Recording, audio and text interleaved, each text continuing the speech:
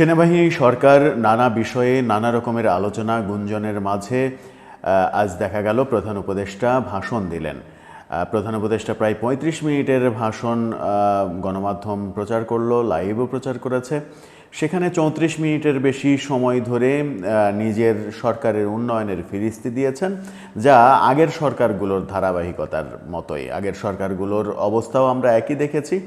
জাতির উদ্দেশ্যে ভাষণ মানেই নিজের উন্নয়নের ফিরিস্তি দেয়া, নিজের মতো করে কথা বলা। সেই ফিরিস্তি বাস্তবতার সঙ্গে কতটা মিল আছে কতটা অমিল আছে আগেও আমরা যেভাবে দেখেছি এখনও সেভাবেই দেখেছি।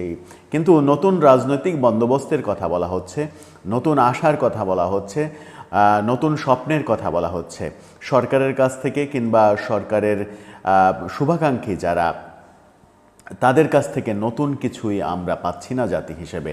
সেটাই আমাদের দুর্ভাগ্য। প্রধান উপদেষ্টার ভাষণ যখন দেখলাম তখন গত রাতে আবারও প্রথম আলো এবং ডেইলি স্টার আক্রমণের চেষ্টা করা হয়েছে কাউরান বাজারে, এবং এবারই প্রথম দেখা গেল সেখান থেকে 5 জঙ্গিকে আটক করেছে আইনশৃঙ্খলা বাহিনী। সেই খবরগুলো নিয়ে আলোচনা করব এই ভিডিওতে। থাকবেন পলিটিক্স টিভির নিয়মিত আয়োজনে।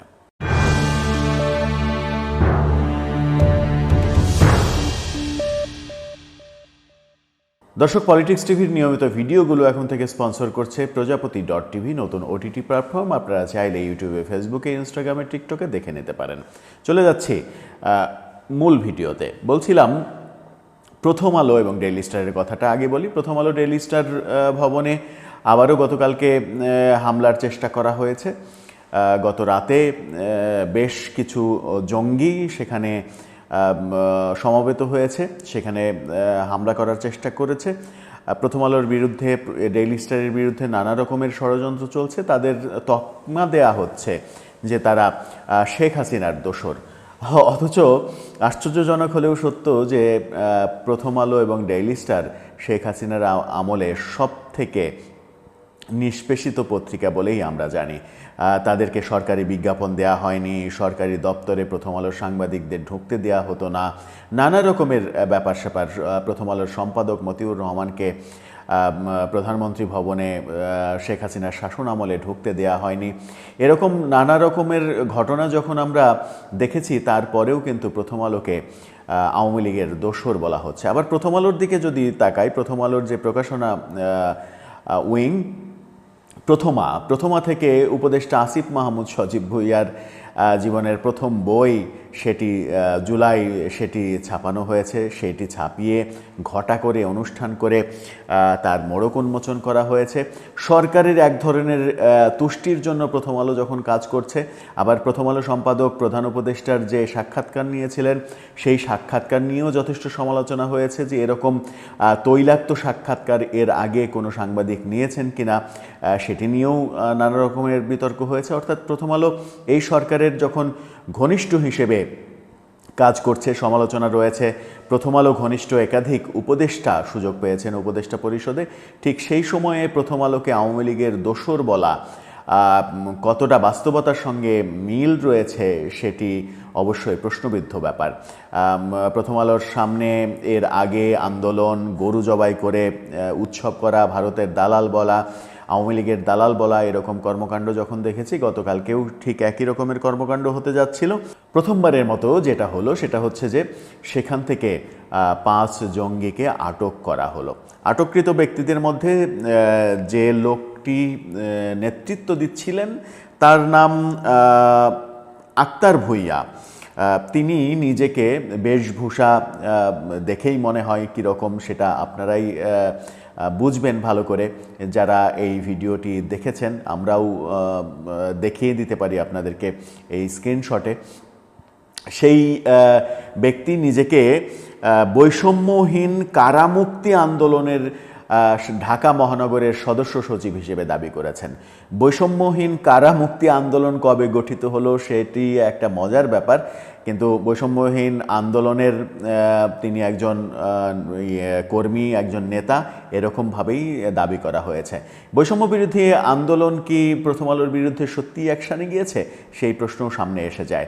পুলিশ তাদেরকে ঘাড় ধরে ওখান থেকে নিয়ে গেছে এবং তারা চিৎকার করে বলছিলেন যে এই বৈষম্যহীন আন্দোলনের পর পুলিশ এই ধরনের আচরণ করতে পারে না, আমরা স্বাধীন দেশের স্বাধীন নাগরিক, এরকম নানা কথা বলছিলেন। কিন্তু পুলিশকে অ্যাকশানে যেতে দেখা গেছে, তাদেরকে গাড়িতে তুলে সাজোয়া যান সেখানে ছিল, সেই সাজোয়া যানে তাদেরকে নিয়ে গেছে। এই প্রথমবারের মতো আমরা দেখলাম প্রথম আলো বিরোধী যে মুভমেন্ট, সেই মুভমেন্টে পুলিশি অ্যাকশান। এটা একটা ভালো লক্ষণ যে পুলিশ মবের বিরুদ্ধে অবস্থান নিতে শুরু করেছে।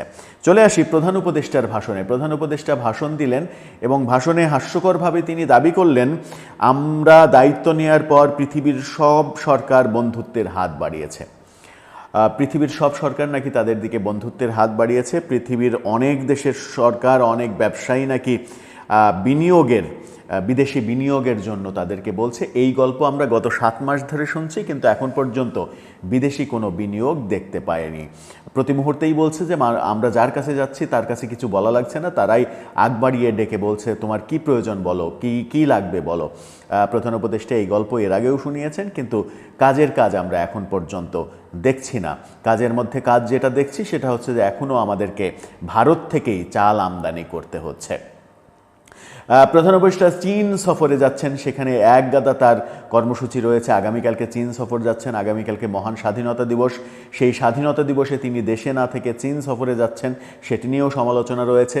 এবং মহান স্বাধীনতা দিবসে কুচকাওয়াজ হবে না, কুচকাওয়াজ বাতিল করা হয়েছে। কেন কুচকাওয়াজ হবে না, কেন ঐতিহ্যবাহী এই আয়োজন হবে না, স্বাধীনতা দিবসটাকে কেন এত ছেলেখেলাভাবে দেখা হচ্ছে, সেই সমালোচনা যখন রয়েছে, তখন 25শে মার্চে এসে 26শে মার্চ মহান স্বাধীনতা দিবস উপলক্ষে জাতিকে শুভেচ্ছা জানালেন প্রধান উপদেষ্টা, স্বাধীনতার বীর শহীদদের শ্রদ্ধা জানালেন এবং সেখানে তিনি বললেন 2 লক্ষ মা বোনের সম্ভ্রম এবং লক্ষ লক্ষ মানুষের প্রাণ।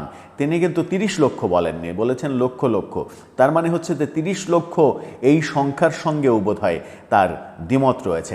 সেখানে স্বাধীনতার যিনি প্রধান নেতা বঙ্গবন্ধুর কথা আসেনি, এমএজে উসমানির কথা আসেনি, 4 নেতার কথা আসেনি, স্পেসিফিক কারো কথাই আসেনি। এই না আসার কারণ হচ্ছে যে স্বাধীনতা যুদ্ধের সঙ্গে ঐতিহাসিকভাবে যাদের সব থেকে টপ লেভেলের সম্পর্ক, তারা বেশিরভাগই আওয়ামী রাজনীতির সঙ্গে জড়িত। এই কারণেই বোধহয় তাদের নাম তিনি নেননি। কিন্তু যেটি নিতে ভুল করেননি সেটা হচ্ছে যে এই 26শে মার্চে মহান স্বাধীনতা দিবসের শ্রদ্ধা জানাতে গিয়ে তিনি 24-এর স্বাধীনতা যুদ্ধের কথা কয়েকবার বলেছেন, বেশ কিছুক্ষণ ধরে তিনি এই কথা বলেছেন। গত 16ই ডিসেম্বরেও দেখেছি আমরা সরকারি বিভিন্ন আয়োজনে 24-এর স্বাধীনতার আবু সাইদের ছবি। এবারও 26শে মার্চে সেরকম দেখলে আশ্চর্য হওয়া যাবে না। মহান স্বাধীনতা 71-এর মহান মুক্তিযুদ্ধের সঙ্গে 24-এর এই আন্দোলনের কি সম্পর্ক, সেটাও একটা বড় বিষয়। হ্যাঁ, বলতে পারেন সেটা ঠিক আছে, কিন্তু যখন জায়গাবিহীন অজায়গায় এই ব্যাপারগুলো বলবেন তখন ব্যাপারটা দুর্বল হয়ে যায়। যেমনটা আওয়ামী লীগ সরকার করেছিল, বিভিন্ন অজুহাতে বিভিন্নভাবে প্রয়োজনে অপ্রয়োজনে বঙ্গবন্ধুকে ব্যবহার করে বঙ্গবন্ধুকে এক ধরনের পচিয়ে ফেলেছিল আওয়ামী লীগ। বঙ্গবন্ধু শব্দটা এখন এই পরিবর্তিত পরিস্থিতিতে এসে কোনো গণমাধ্যমে আমরা দেখছি না যে শেখ মুজিবুর রহমানকে বঙ্গবন্ধু বলতে। তার মানে হচ্ছে যে আওয়ামী লীগই এক ধরনের স্কোপ তৈরি করে দিয়েছে, বঙ্গবন্ধুর নামটাকে অপব্যবহার করে, যাচ্ছে তাই ভাবে ব্যবহার করে, যেন ব্যাপারটা হাস্যকর হয়ে যায়। ঠিক তেমনি ডক্টর ইউনূস সরকারও কি যে কোনো জায়গায় 24-এর এই প্রসঙ্গটা এনে ব্যাপারটাকে হাস্যকর করে তুলতে চাচ্ছেন কিনা, একই ধারাবাহিকতা, রাজনৈতিকভাবে একই ধারাবাহিকতা আমরা দেখছি কিনা, সেটাও একটা বড় প্রশ্ন বোধহয় থেকে যায়। যেটা বলছিলাম চীন সফর, তিনি চীন সফরের কথা বললেন, কিন্তু এত কথা বললেন, আইন শৃঙ্খলা পরিস্থিতির কথা তিনি বলেননি, একবারও বলেননি। আইন শৃঙ্খলা পরিস্থিতি যে অবনতি হয়েছে, সেই অবনতির জন্য তিনি কি করছেন, দেশে মব কালচার হচ্ছে, সাম্প্রতিক সময়ে সেনাবাহিনীকে নিয়ে যেভাবে বিতর্ক তৈরি করা হয়েছে, এই মানুষের প্রত্যাশিত বিষয়গুলো নিয়ে তিনি একটি কথাও বলেননি। চীন সফর যখন করছেন তখন শোনা যাচ্ছে যে ভারত যখন চিকিৎসার ভিসা দিচ্ছে না, ঠিক তখন চীনের উপরে নির্ভরতা বাড়াতে চাচ্ছে সরকার। এরকম একটা স্ট্যাটাস গতকালকেই আমরা আসিফ নজরুলের স্ট্যাটাস দেখেছি। তিনি ক্রিকেটার তামিম ইকবালের অসুস্থতার চিকিৎসা, সাভারের একটি হাসপাতালে চিকিৎসা এবং ভালো চিকিৎসা, তামিমকে ফিরিয়ে আনা, এই ব্যাপারে স্ট্যাটাস দিয়ে বলেছেন যে সরকার ভারতের ভিসা না দেওয়ার এই প্রেক্ষাপটে চীনের ওপরে চিকিৎসার নির্ভরতা বাড়াতে চাচ্ছে, কিন্তু আমরা সব থেকে বেশি নির্ভরতা বাড়াতে চাই দেশের চিকিৎসার ওপরে। অর্থাৎ ডক্টর ইউনূসের চীন সফর যে ভারত এবং যুক্তরাষ্ট্র বিদ্বেষী ব্যাপারগুলোই স্টাবলিশ করার চেষ্টা করবেন সেটা স্পষ্ট। আবার তিনি যখন বলছেন যে আমরা দায়িত্ব নেওয়ার পর পৃথিবীর সকল রাষ্ট্র বন্ধুত্বের হাত বাড়িয়েছে, তখন আমরা স্পষ্টভাবে দেখছি আমেরিকা এই সরকারের বিরুদ্ধে, ভারত এই সরকারের বিরুদ্ধে, ব্রিটেন এই সরকারের বিরুদ্ধে নানা রকমের মন্তব্য করছে। এই সরকারের পক্ষে মন্তব্য করা কিংবা এই সরকারের পক্ষে সরাসরি অবস্থান নেয়ার একটি স্পেসিফিক দেশের ক্ষমতাধর একটি দেশের খুব একটা প্রকাশ্য উপস্থিতি আমরা দেখছি না। হয়তোবা চীন নির্ভরতা বাড়তে পারে এই সরকারের। চীন নির্ভরতা যদি বাড়ে, সেই ক্ষেত্রে যুক্তরাষ্ট্রের সঙ্গে তাদের সম্পর্ক পুনর্নির্মাণের যে চেষ্টা, সেই চেষ্টা যে আরও বেশি ব্যাহত হবে সেটা নিশ্চিত করে বলা যায়। সব মিলিয়ে প্রধান উপদেষ্টা কী করতে যাচ্ছেন, কি হতে যাচ্ছে, আগামীকালকে মহান স্বাধীনতা দিবস। স্বাধীনতা দিবস যথাযথ মর্যাদায় পালিত হবে বলে এখনও প্রত্যাশা করছি। রাষ্ট্রীয় সর্বোচ্চ মর্যাদা পাবে এই দিনটি। আজকে 25শে মার্চ আমরা তেমন কোনো আয়োজন দেখিনি, তেমন কোনো কথাবার্তা শুনিনি। এই দিন যে একটা ঐতিহাসিক দিন বাঙালি জাতির জন্য, বাংলাদেশি মানুষের জন্য, সেই দিনটিকে সরকারি আয়োজনের দিক থেকে নীরবতাই লক্ষ্য করা গেছে। সব মিলিয়ে আমরা বোধহয় একটা দুর্ভাগা জাতি যে রাজনৈতিক পট পরিবর্তনের সঙ্গে সঙ্গে ইতিহাসের অনেক বাস্তবতায় পরিবর্তন হয়ে যায়। এ থেকে আমাদের মুক্তির পরিত্রাণ আদতে কি, সেটা সময়ই হয়তো বলে দেবে। দর্শক, আপনার মন্তব্য লিখে জানাতে পারেন আমাদের কমেন্ট বক্সে।